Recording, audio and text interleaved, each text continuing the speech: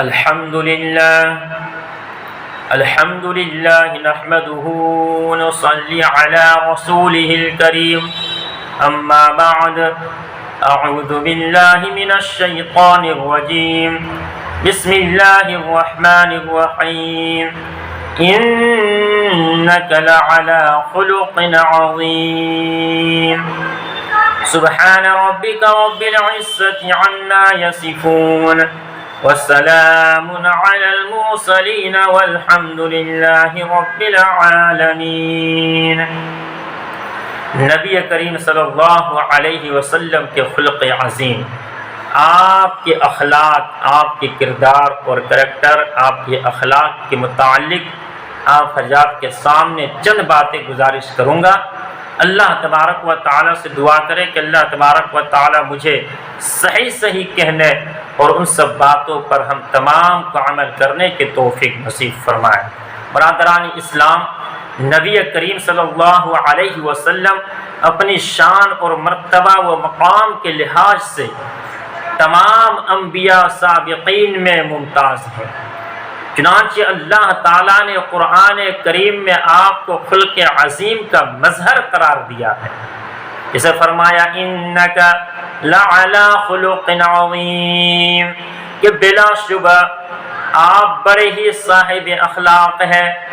خود نبی کریم صلی اللہ علیہ وسلم نے ارشاد فرمایا بعثت لأتم مکارم الاخلاق، کہ میں محاسن اخلاق کی تکمیل کے لیے بھیجا گیا ہوں۔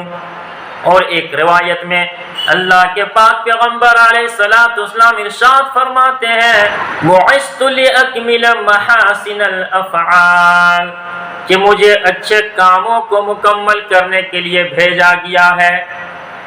حضرت سعد بن ہشام رضی اللہ تعالی عنہ نے ایک مرتبہ حضرت عائشہ صدیقہ رضی اللہ تعالی عنہا سے پوچھا کہ حضور صلی اللہ علیہ وسلم کے اخلاق کیسے تھے؟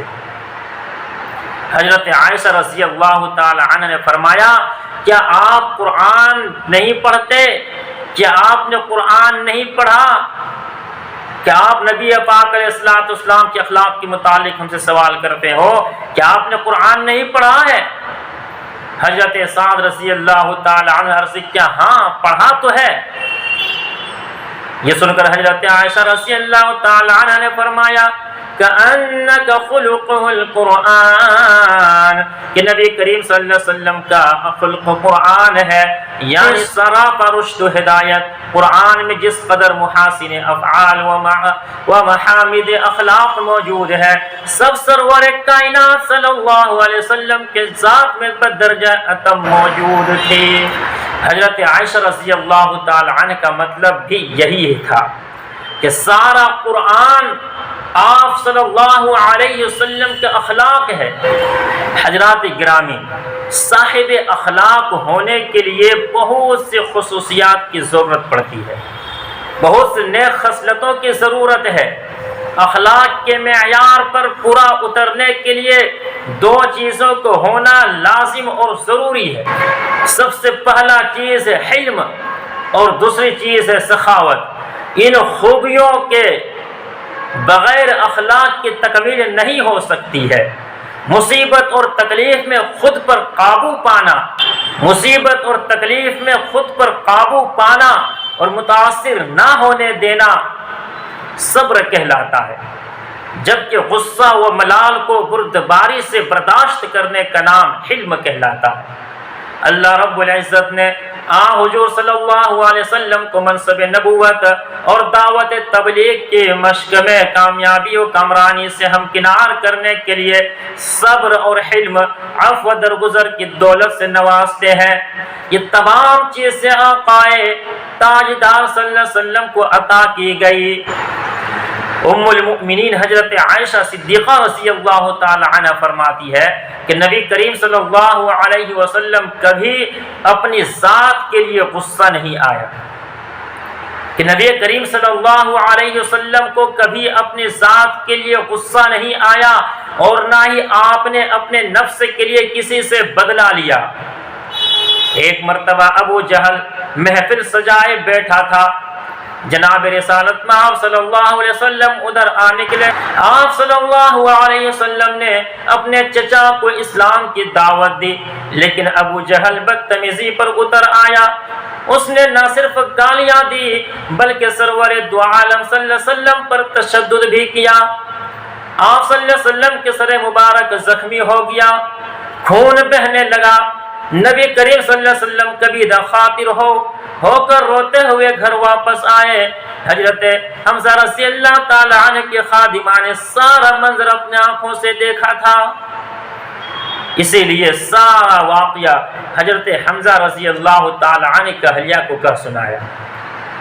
جب حضرت حمزہ رضی اللہ تعالی عنہ گھر تشریف لائے تو نبی کریم صلی اللہ علیہ وسلم کے چچی نے حضرت حمزہ رضی اللہ کو بتایا کہ آج ابو جہل نے ہمارے یتیم بھتیجے کے ساتھ اتنا ظلم کیا کہ سن کر کلیجہ پھٹنے کو آتا ہے۔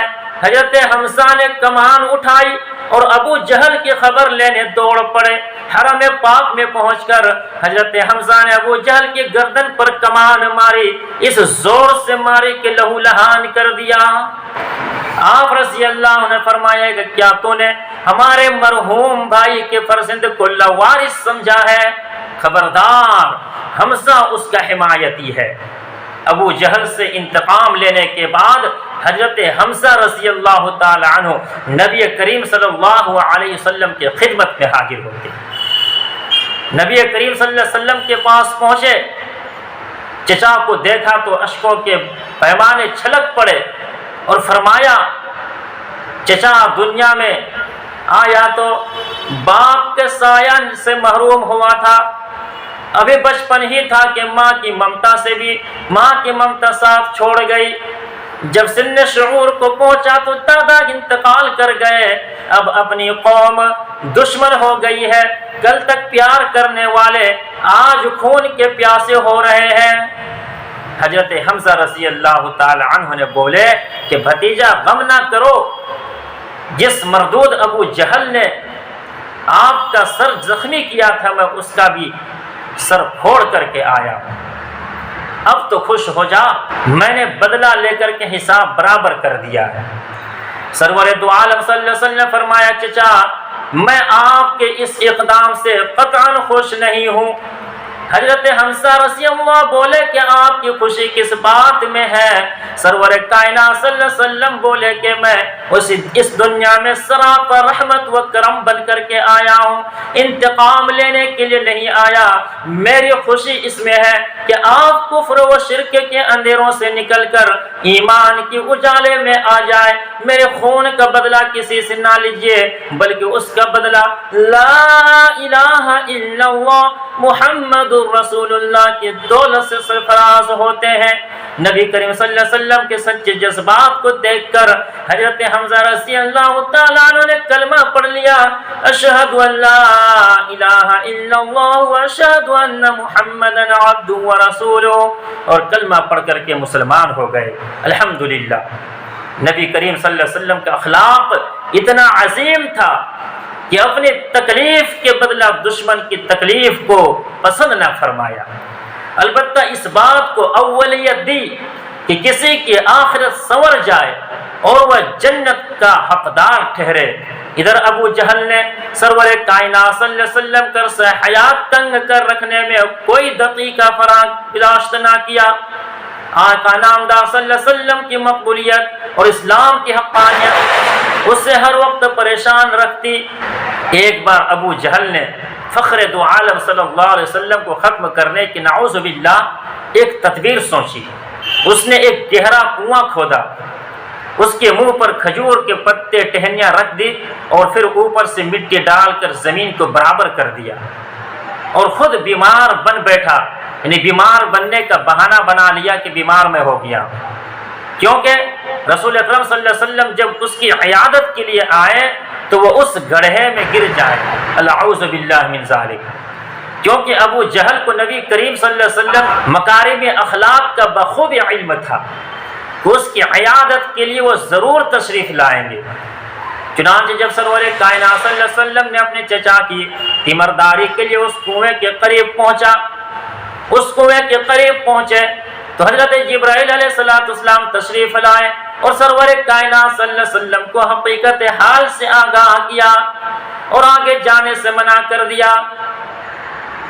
جب آپ صلی اللہ علیہ وسلم واپس ہوئے تو ابو جہل کو افسوس ہوا کہ شکار ہاتھ سے نکل گیا ہے، چنانچہ وہ گھبراہٹ میں نبی کریم صلی اللہ علیہ وسلم کو بلانے کے لیے دوڑا اور جلدی کی وجہ سے اپنے ہاتھ سے کھودے ہوئے کنویں میں خود ہی گر گیا، اپنے ہاتھ سے کھودے ہوئے کنویں میں خود ہی گر گیا۔ ابو جہل کے حواریوں نے اس سے نکالنے کے لیے کئی جتن کیے لیکن ناکام رہے۔ خدا کی شان کہ اس سے نکالنے کے لیے کنویں میں جو بھی رسی ڈالی جاتی تھی وہ چھوٹی پڑ جاتی تھی یا ٹوٹ جاتی تھی۔ ابو جہل مایوس ہوا تو اس کے دل نے گواہی دی کہ اس کنویں سے مجھے صرف محمد صلی اللہ علیہ وسلم ہی نکال سکتے ہیں۔ ابو جہل پکا بے ایمان تھا لیکن محسن انسانیت کی اخلاق اور حسن کا دل سے اعتراف کرتا تھا۔ چنانچہ نبی کریم صلی اللہ علیہ وسلم کے پاس پیغام بھیجا کہ آپ فوراً تشریف لے آئیں۔ فرمایا چچا تمہاری ساری تدبیریں ناکام ہو گئی، اگر میں تم کو اس کنویں سے باہر نکال دوں تو مجھ پر ایمان لے آؤ گے؟